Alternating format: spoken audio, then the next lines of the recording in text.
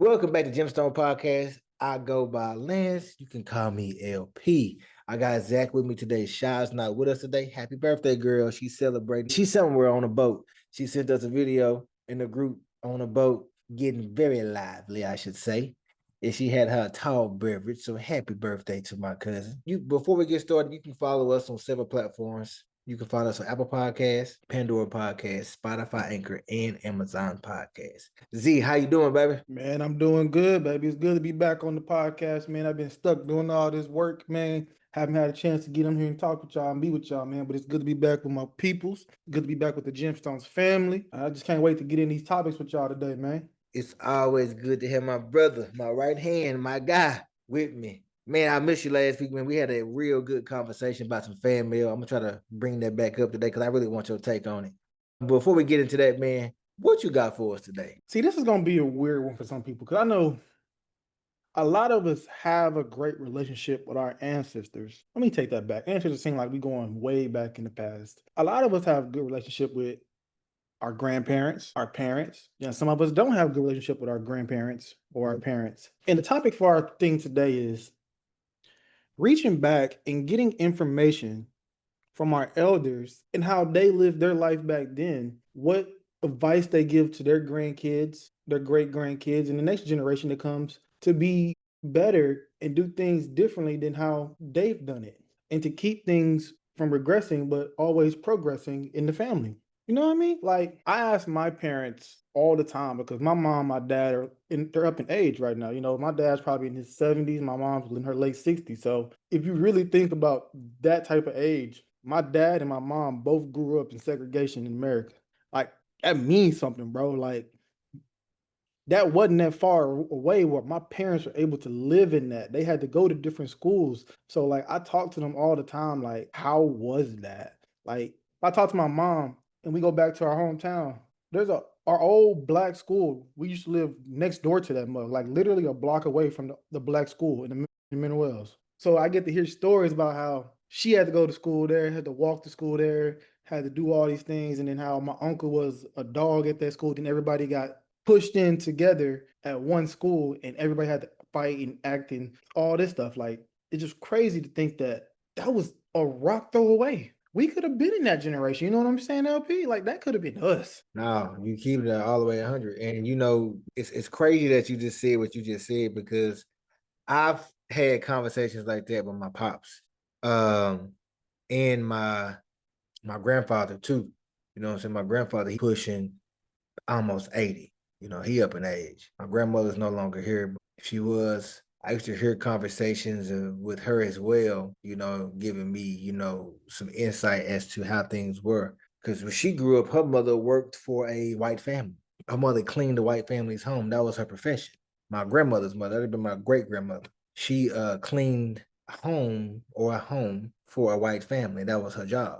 While my grandmother was a professional, she worked in healthcare, she worked in very esteemed professional positions. The complete opposite of what her mother had, right? You had my grandfather who I used to ask him questions about growing up. He used to tell me about the fields, the outhouse, you know, how our family owned so much land in a specific county in Texas and how that land was, you know, taken away slowly by way of segregation and racism and other factors that are associated with, you know, being a black or brown person in America at that time. And how he owned a little home on this piece of land that he refused to give up, and it was a shack, but he refused to give it up because that was the land that his family, which would be mine, owned.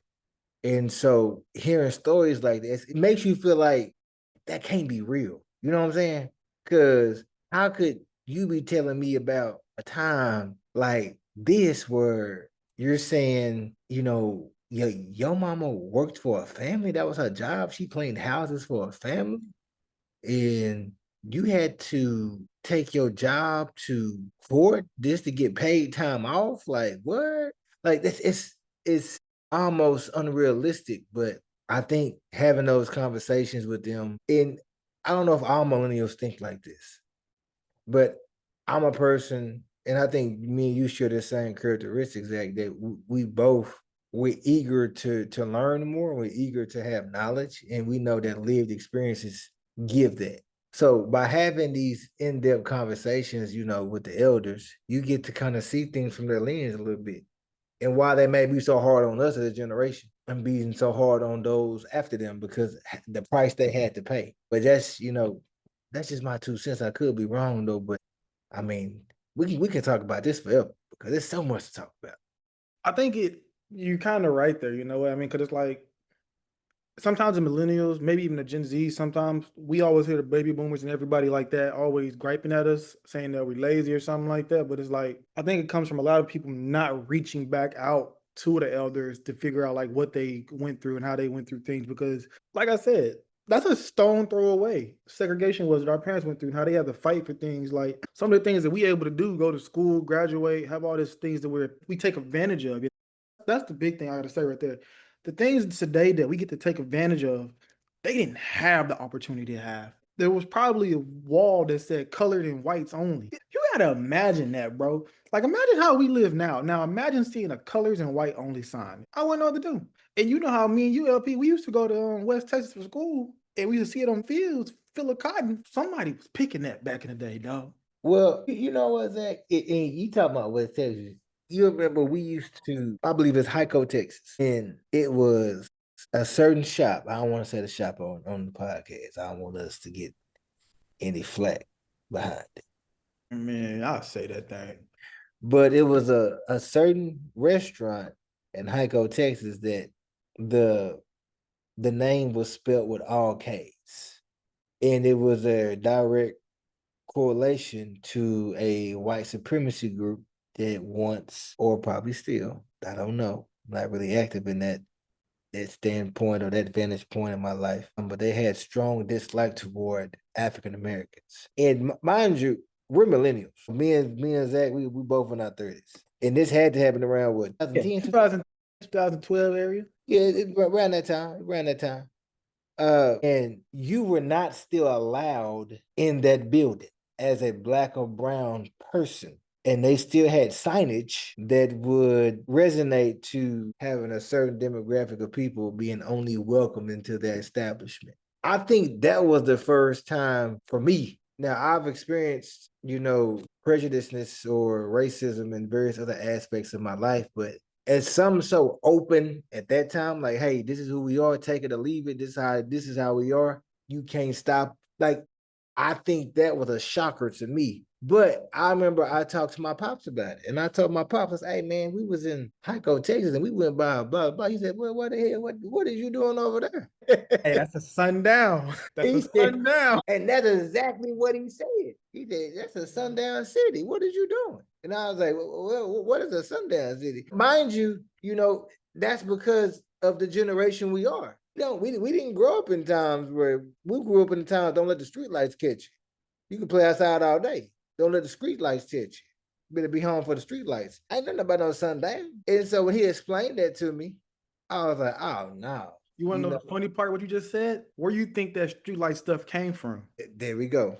There we go. You know what I'm saying? And so for me, I'm only telling this story just for educational purposes, man. It shocked me because coming from where we come from and having some of the behaviors in which we had, like we weren't scared of nothing. Like we could get out there, throw hands, fight with anybody. So, and in my mind, that was like the go-to where they ain't gonna let us in. We just gonna keep the door in.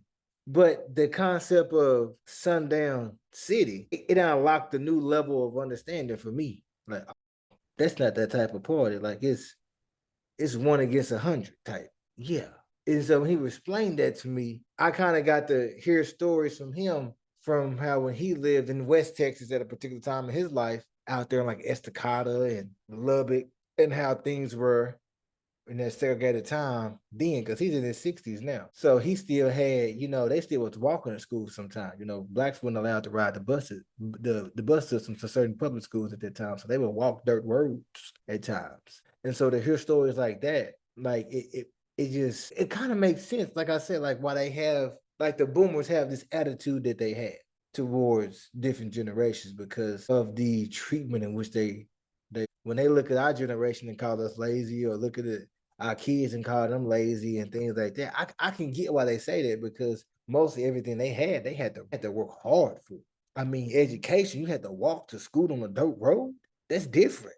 We riding buses and driving cars to school. We ain't taking no 10-mile, 5-mile walk up to school, high school, middle school. Hey, if we had to walk, we wasn't gonna go. But it's different though, Z. You know what, Z? This makes me think about something else. I know we talking about the elders, but we had a segment previously where we talked about generations having more of an impact on today's society. And as we talk about the elders, would you think, and this is my question to you, do you think that those like myself and you, millennials in this current space and age, those who have sat down and had those conversations with the elders, learned more about, and we can get into even relationships, you know, that lived experience from a generational standpoint, do you think they have more of a impact on today's society than those who refuse to talk to the elder? Yeah, I can see that. I can agree with that. It's kind of the reason why I think I do the things I do today. It's the reason why I think a lot of my cousins do the things we do today in our communities. I got multiple cousins that are out there in the community doing everything they can to support our people and support our communities because we heard the message from our grandmother. We heard the message from our aunties and our uncles, and we got the idea that there's nobody out here doing this anymore because everybody's moving on or everybody's passing away. So who's going to take the next mantle? And hopefully I can have one of my cousins come on and have that conversation with us, maybe both of them, about how some of the things we do in the community. Because I know my cousin Trey, who I was with, he got me big into it because whenever, what was it, Harvey? When Harvey came and I was down here in Houston, he got me big into coming out into the streets and helping people. When Harvey came, we was in the middle of the hood where nobody was at, giving box trucks and U-Hauls full of food, water, beds, clothing. We had people coming all the way from Cali bringing us stuff, and Florida bringing us stuff just to get the community.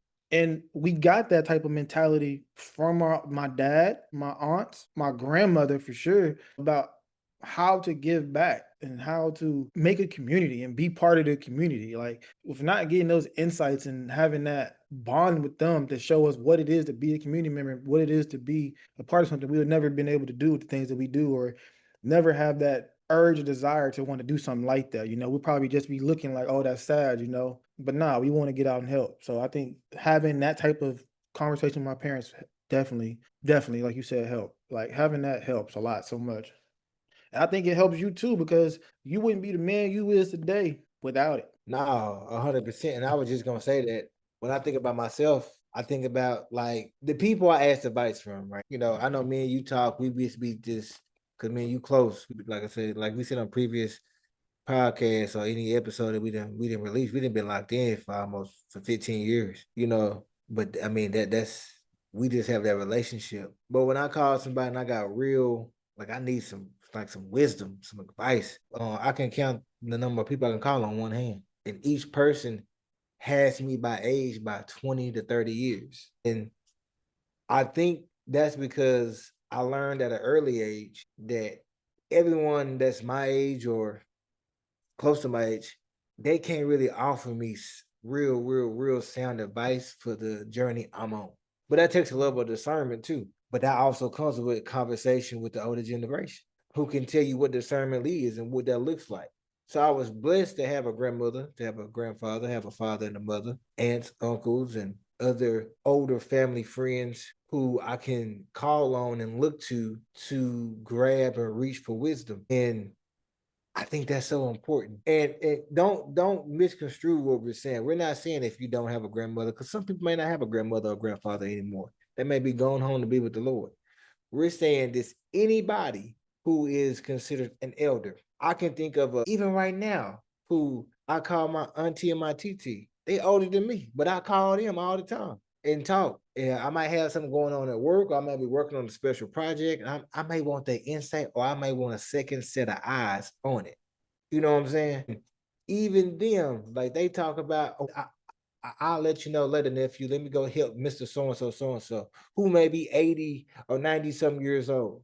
They still, you know what I'm saying, providing support to their older generation to get that wisdom, to get that knowledge. So I think it's important to surround yourself with individuals who don't see the world how you see it, who see the world in a different way, who have lived a little bit longer, because it may help you along the way to miss some things that may cause you hurt, pain, and sorrow.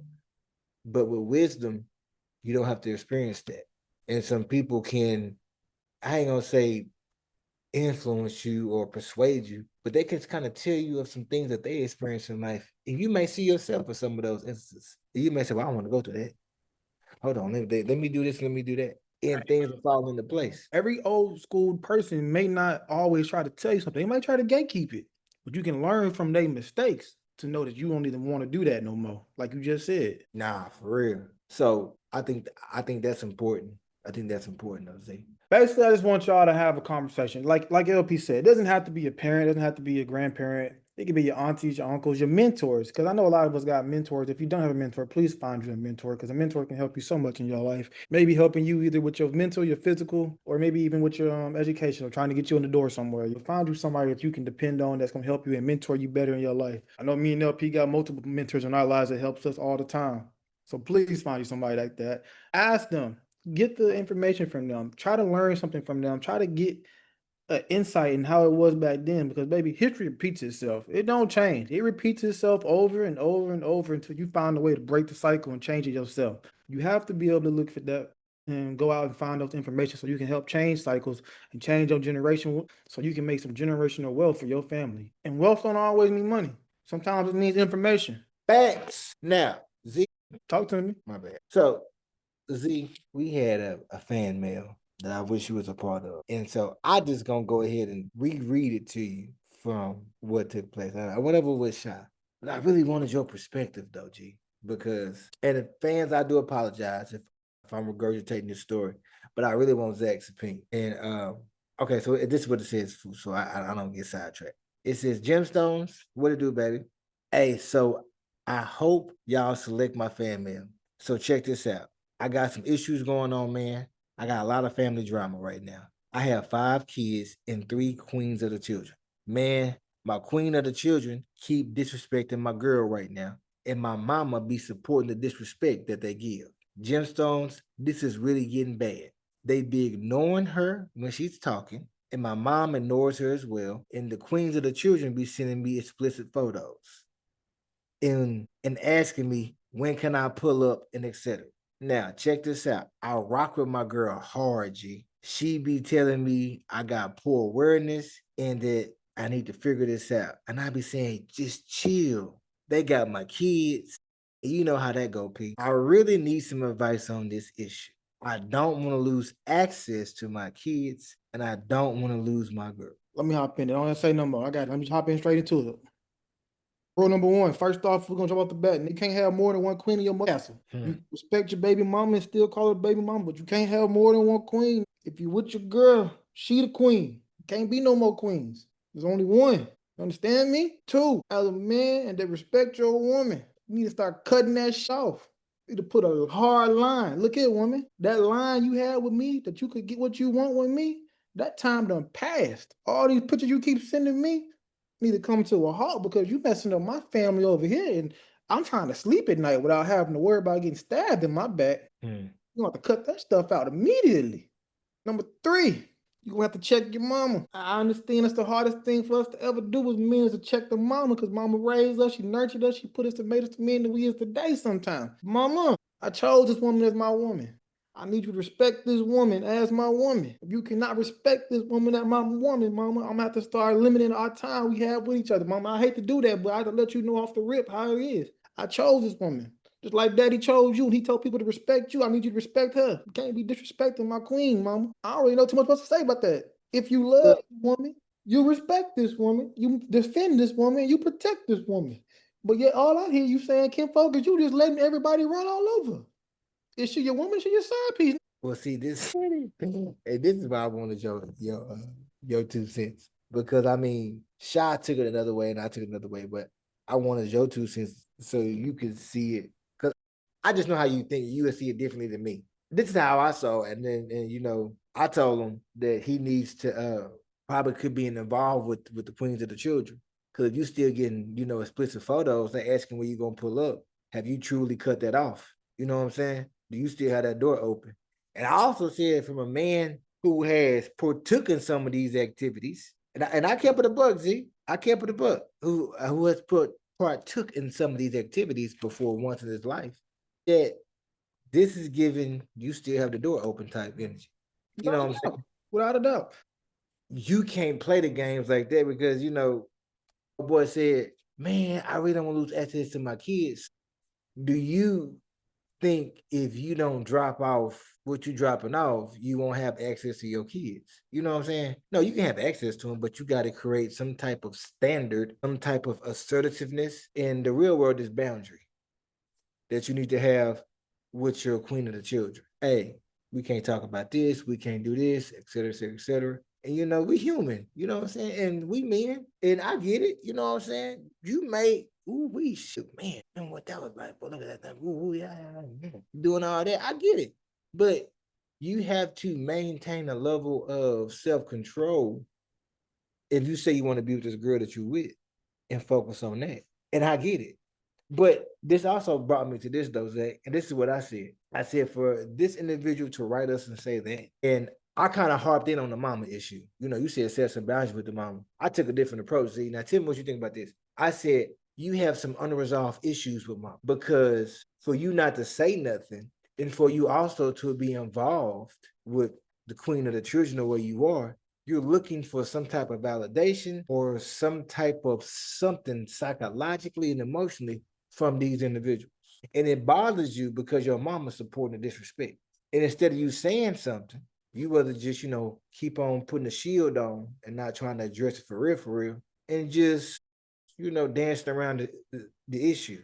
I tell a homeboy to go to get some counseling or go get some therapy so he can discuss whatever rooted issue he has with his mother so these issues with women can go away. Because I'm only speaking from experience. A lot of men who have issues with their mothers have issues with having access to multiple women because you're looking for that female validation because you didn't really get it from that woman who you're supposed to get it from, which is your mother. You may have got it from your grandmother, your auntie, but you didn't get it from your mama. So you have this issue of having these open doors and all these relationships with women because you're trying to fill a void that can't be filled. And you need to have that conversation with somebody in therapy so you can go ahead and close that chapter in your life and you can go ahead and be a better man. That was my take on it. You just got people around you that don't want to see you happy. You got three things going on. Quit being nasty with your queens and children. Go get therapy by your mom. Or they just don't want to see you happy. You did so much wrong to them. They want their lick back. Now, I could be wrong. Okay, let me get in this real quick, Robbie. We gotta quit calling them the queens, though. They are your mothers of your children. They can't be the queen. You can't have more than one queen. I mean, you can, but that ain't our culture right now. Now that's your culture. You can have more than one queen, say all you want to. They the baby mamas. They gotta stay in the baby mama role. You ain't the queen no more.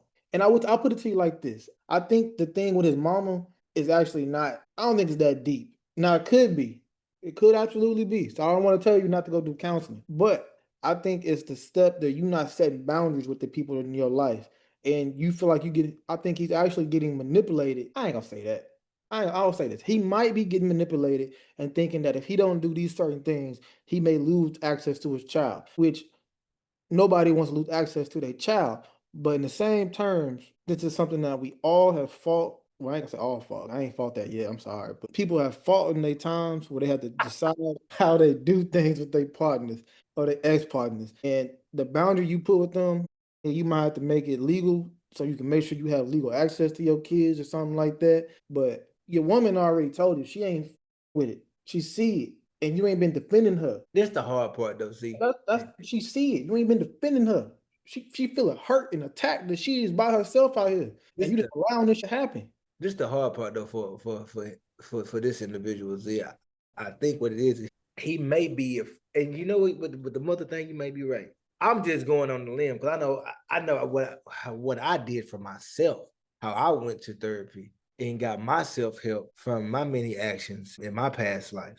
But outside of that, this is what I'm gonna say. And audience, if you have children, men, if you have children, audience who listen, men, if you have children by multiple women, please comment on this. Once you stop playing games, your life get easier with the queen of the children. I ain't gonna say it's perfect, because it's never perfect. Because y'all never gonna be a family or a family that lives together like an in-home family, that traditional family. But when you stop playing the game, stop feeding into the games, communication and business gets better. And that means if they even shoot a dart at you, trying to, be spicy with you, you gotta be like, hey man, nah, I'm cool. Man. Hey, they Junior needs something. Okay, well, nah, man, I'm not interested in that at all. You have to keep that position and that posture. I'm only speaking from experience, and any men who listen to our podcast that have children by multiple women, please comment and contest if what I'm saying is true or not. I'm only speaking from lived experience. Once you stop playing that game, life get better. Y'all can have more transactional conversation about finances. Y'all can have more applicable and co-parenting conversation about who pick up and drop off times. Life get easier. It ain't perfect. It's gonna be some turbulence. Just a little bit, but it ain't as much if you still playing in the field or still playing on that field. Because women, and I try not to say this so loosely, but women can be very vindictive when they're emotionally hurt, and they will manipulate you and let you think that you won't have access to your kids. They will do this, they will do that, and make you feel the type of way. Hurt you to the core because you may love your kids to death. But you gotta quit playing that field, G. I'll hit you with this question, P. This will put a wrench in everybody's thoughts process. What if it was reversed? What if your woman's baby daddy was doing all that stuff to her? And if her mama was disrespecting you, playing along with the baby daddies and all that stuff. You know what, G? And all that. When you gonna pull up and come see me, shawty? And she disrespecting you in your face like that. You. Boy, laugh. You know what? I'm a study. Like, I try to, you know what? You and Shaw ask questions, man. I be trying to be so, on this podcast. Y'all keep asking questions on Shaw last week, talking about moving somebody and all this. Got me all worked up last time. Now here you come with this question. What if your woman, baby daddy, was trying to, hey man, hey dog. When the roles reverse, you want your woman to respect you, like you want you to, like your woman wants you to respect her. You know what I'm saying? That's all it is. And if you ain't gonna respect your partner, let that person go so she can be respected and treated like the person she needs to be treated. Because all that shit, nobody deserves that. Okay, let me answer your question. If roles were reversed and it was me and the person, the fan male, me and that young gentleman was in the same boat, and roles were reversed, and we were the woman who was being disrespected, and it was the baby daddy or the child's father who was sending pictures and being explicit, telling me you're gonna pull up, it'd be a problem. Because, and this is what I say, as men, I don't think men, we take disrespect too well. If you a man's man, now some men different. Now I know how men you are. We don't take that disrespect too well. You not gonna blatantly be over here texting my wife or my woman's phone, sending pictures of this and of that. Like you got like that. And I'm gonna check her too. Hey, what is you saying to him to make him feel like he can do this? Because it's about to be some furniture moving next time we all meet up. I'm trying to understand. But that's probably how old girl, but women are a little bit more subtle. Women won't take that aggressive approach as a man would. Hey, you need to create some boundaries, put that in check. I don't appreciate how I'm being treated or being talked to. Now, man, hey, what you got going on? You know what I'm saying? And for me, yeah, that wouldn't, no. Like, if that happened, I wouldn't be able to do a drop-off pickup time in the same space. Because I'm going to address it. I'm letting in the windows. You sending pictures, my dude? Is this what we doing? She feeling the same way. Come on, bro. Yeah. Nah, you right. Everybody feeling the same way, so it's disrespectful. Like, that's what I said, bro. You have to respect that person you with. And it's hard being in a relationship with somebody that's a child. Sometimes stuff like this can happen. And if you're not putting that person first, you make them feel like they not in the relationship. And the crazy thing is, though, Zack, and I'm gonna say this, you have to treat people like you want to be treated. Like how you just spend that. You know what I'm saying? That's why I want to talk with you about this. How you just spent that, reversed it. No man wants to be treated like that. But he's asking for her to give him grace in this moment. You know what I'm saying? But we're not gonna give no woman no grace in that moment. I know I wouldn't. I ain't gonna lie to you.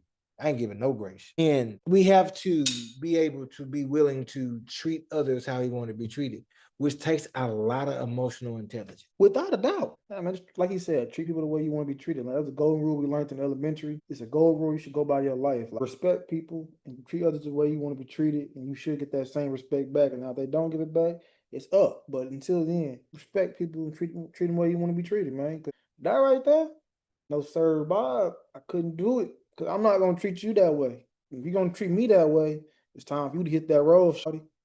Don't come back like Jack. Cause hey, we ain't be doing all this. That's too highly disrespectful. I got seen pics in my hell no. Nah. Oh, I went left. To the left. Everything you want in the box to the left. Have a good one.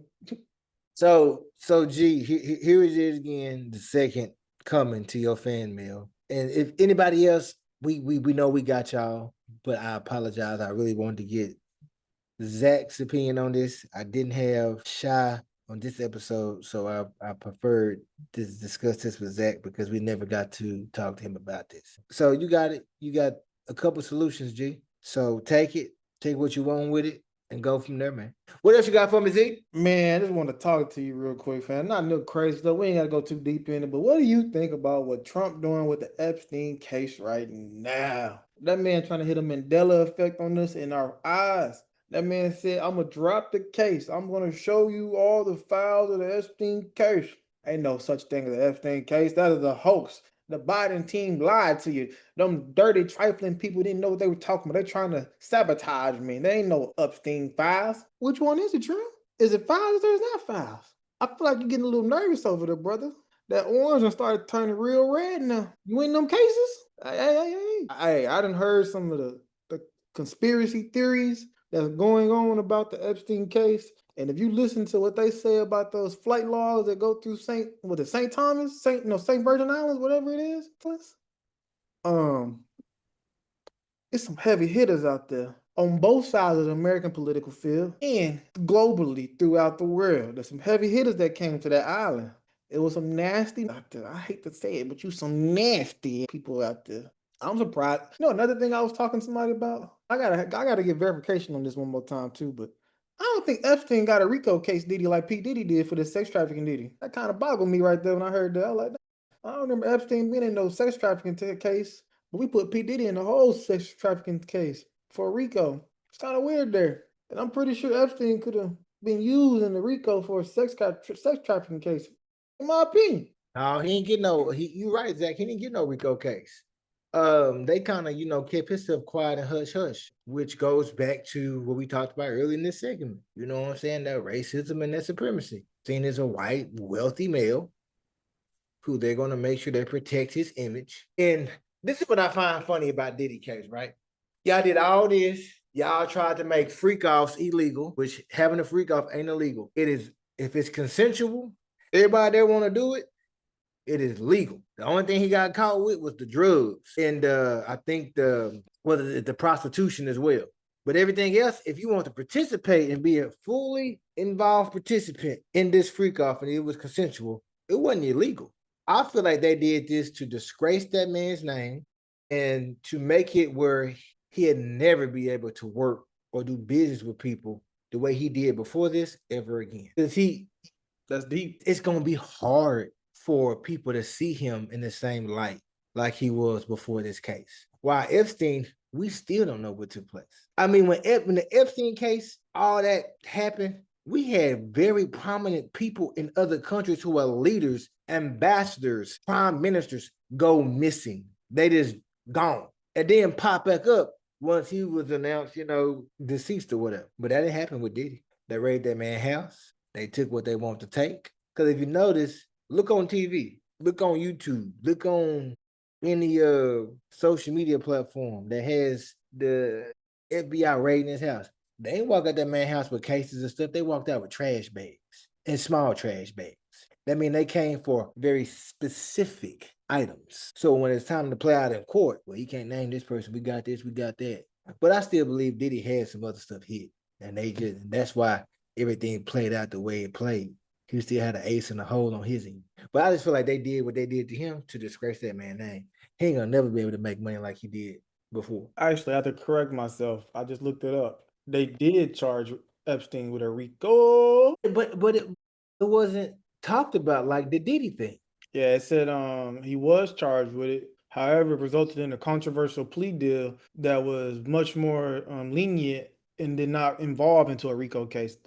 Okay, so he did a plea deal. That's why he didn't become RICO. He was charged with all the RICO stuff, but since he did a plea deal, he didn't get charged with that much. They didn't go all the way through. That's cold. That's wild. That bust. Let me go ahead and nip that real quick. We don't want none of that At all. No, seriously. That's crazy work though, man. So Trump is saying he ain't no Epstein fan. Now, I thought it's Shannon call him Mojo Jojo. That's crazy work. That's No, he said that he was involved. Like Trump was involved with the Epstein stuff. He said something on Twitter from what ain't that what Shah said? Oh yeah, what's that boy name? You just said it. Elon. Yeah, Elon said he was in the case. Now, him and Epstein did used to be boys back in the 80s, in the 90s, which ain't nothing but a rock throw away. Yeah, it is. That's true. Ain't no telling. I can do some research real quick to see when Epstein got that island, but how long Trump had Marla? I can find out. See, I'm trying to connect the dots here. I apologize, audience. We doing some live dot connecting in front of y'all. Because if Trump had an island, Epstein had an island, He got that island since 1985. And they've been friends in the 80s to the 90s. Yeah. And back in the Nickelodeon time was when they said Epstein was doing the most trafficking, which would have been around the late 80s and 90s. Epstein technically still got his island. I think it just got sold. I wouldn't even want to buy that island. That island probably got so many different demonic spirits on it. I wouldn't even want to walk on. They don't want to give up no real information on the Epstein one, huh? Let me go to. That's crazy. They don't want to tell nothing about it, Z. Jeffrey Epstein purchased the Little St. James in 1998 for $7.95 million. So hold on, wait a minute. Hold on. Trump had his island first, then Epstein. So who taught who? That's a good question, though. When did Epstein die? Let me ask that question, because they said he bought a bigger island in 2016. So when did this man? They offed him in custody. Yeah, but what year was that? It had to be around like the 2023. Oh, he died 2019. You lying? I swear to God. Hey, they offed him quick. So he bought the big island. He bought that island I said just now, Little St. James. Then he bought another island next to it that was bigger for $20 million in 2016. 3 years later. So he expanded his operations. Needed more space around there. Getting a little crowded around this camp. He didn't probably want nobody to see what he was doing over there, so he wanted to buy that too. So he had prominent jurisdiction over that and say no. So the crazy part too about this story too is they was talking about how they just started talking to Ms. Maxwell, his partner in crime. They had a limited 3-day immunity for her where they was interrogating her about the cases and stuff like that again. Yeah. So that's fishy already. She had 3 days immunity? Limited immunity while they was talking about all the stuff that was going on. Because she's still locked up right now. She's still in the prison. Wait, pause. Hold on. Wait. So she went to jail. They brought her out and said, hey, we won't add no time to your charges. We'll give you 3 days to give us an interview and it'll be immunity. We won't charge you anything additional. That's crazy. Come on now. But the DOJ and everybody lying about something. Somebody ain't adding up over here. There's a lot of fishy things going on. People keep talking about, oh, they lie. Y'all doing a whole lot of chess movement around here for people that's lying. I'm trying to understand how you interview somebody for 3 days, give them immunity, and then put them back in jail. I gave you immunity, but I ain't let you out. You still did it, and we got you for it. We just ain't gonna add no more time to you. That's all we doing. We ain't gonna add no more time. She might have got a little time off for cooperating. That's about it. They basically trying to find that client list. That's basically what this come down to. They want to find supposedly the client list and see who was on the client list. That way they can I don't really know what you're gonna do with the client list, to be honest with you. Unless you're gonna go after everybody on that client list, what you gonna do? What's the point of bringing it open? If you're not gonna attack everybody on that client list, what's the point of bringing it to the light of day? But the thing is, though, Z, even if they want to find a client list, though, like the people that was on that list are gonna be some of the probably the most prominent world leaders, so that'll never come out. I agree with you. Just imagine they have Oprah on the list. Out of all people, don't take our only black queen we got. Name somebody else. The European prime minister on the list. I forgot his name. He got one of the most expensive yachts in the world. I forgot his name, but when it came out, he went missing for a little bit. Some other world leaders that's in the World Health, the World something summit. Well, if they like, what happens? Because I'm sorry to say this to our audience, but sex trafficking kids is a high profitable business. Unfortunately, that's sad. Trafficking in general, high profiting business, boy. Yeah, and it's sad because it's sexual perversion all day. And it's sick. But that's a big money arena that a lot of these people who have the wealth are a part of. We just don't know it. And I really think they wanted to get Diddy for that, but they couldn't because he wasn't doing it with the kids. I think he was just more Diddy should have been born in the Greek days, like I said earlier in the podcast, because that was the Roman Greeks they used to have parties like that.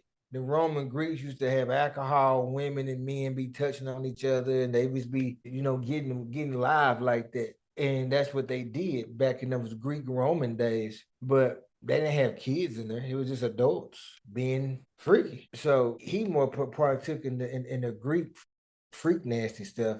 But this is some stuff that's demonic. Like they doing some with kids. Because all them kids in Nickelodeon had problems after. They went to the Epstein Island. They ain't been right since. That's cold. It's cold. Like you said, it makes so much money off of it. Like, I still just don't get it though, LP. What do you do if you bring it to light? It shuns people. It lets us see who they really are. But what does that do to a felon? That's a felon. That's a president already. He already showed he did what he did. Oh, he don't care. That ain't gonna stop nothing with him. Is that the final straw? Is that the last thing we say? Oh, he can't do that. We can't allow that now. He got to get him out. How? How do you impeach somebody that's already a convicted felon? He don't care. I told y'all he on a revenge tour. He on a revenge tour. Everybody who did me wrong in my first term, I'm bad. When you had a bad breakup and that partner did you bad, they spun the block on you, right? They came back. If you wasn't a good person, you would have took them back and did them bad. But your grandmama and granddaddy and mama ain't raised you like that, so you ain't do it. This is what Trump did. America spun the block on him. And instead of him saying, I ain't gonna do y'all like that, he said, nah, come on. I'm ready. Come on. Matter of fact, this term I ain't gonna live in the White House. I'm gonna live in Mar-a-Lago the whole time and have private security. Come on. I got something for y'all. I'm gonna fire y'all governors. I'm gonna cut y'all money. Everyone, like on Denzel, I'm putting cases on all y'all. And he did it. He did it. Hey, he did. Hey, that's what he doing in real life. Hey, you see what he doing to those news channels? He cutting funds and everything else. Oh, you talking to me? Let me cut your goddamn phone. Don't you ever talk about me like that. He cut the ones that was talking bad about him. Like Fox 4 was talking bad about him all the time. They money got cut. I'm telling you, bro. I hate to say this out loud. I hate when I said this the last time. But Trump is the definition of what they call a stereotypical black person.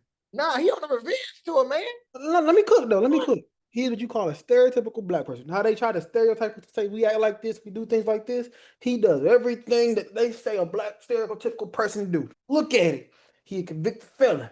He got all these baby mamas. It's just like always in and out of jail. Well, I guess he was in and out of jail. Yeah, you can call that. Yeah, he was in and out of jail. They foot in, took a foot out. That's Trump. That's our black uncle. That never was. But man, we just want to talk to y'all about this. We're gonna cut it off because we're gonna get on talking about this for days. We might have to make this a topic later on once we get some more information on this. Please know, once we get more information, we might have a in-depth topic about this too. We just playing around talking about this live right now, looking up stuff, but we're gonna have some more details on this. If they drop this case or they don't drop this case. But we're gonna wrap this up. We love hanging with y'all. We love y'all coming to talk to us. Everybody that keeps calling me and texting me and telling me they love the show, we appreciate y'all, bro. From the bottom of our heart, we appreciate y'all, man. We love this, man. Keep pushing us, keep sharing us, keep commenting, keep sending us fan mail, keep doing all that stuff, man. We're gonna keep rocking. Y'all gonna keep rocking with y'all all the way. Y'all the Gemstones fan. We love y'all every single day, man. And if you want to reach out to us, please reach out to us on all our social media platforms. Reach out to us on the Instagram. Reach out to us on our Gmail. Gmail is gemstonespodcast@gmail.com. Once again, that's gemstonespodcast@gmail.com. TikTok is on the way. Yes, we're going to make a TikTok. Yes, I know we've been saying we're going to get the Instagram and the TikTok going. Trust me, Give us a moment. We working on it. We got things coming for y'all. Y'all gonna enjoy these new things we got showing up for y'all soon. We keep innovating. We keep growing. Y'all gonna keep seeing better and better product from us every single time we get on this mug. And with that being said, we love y'all. Y'all have a blessed day. We out.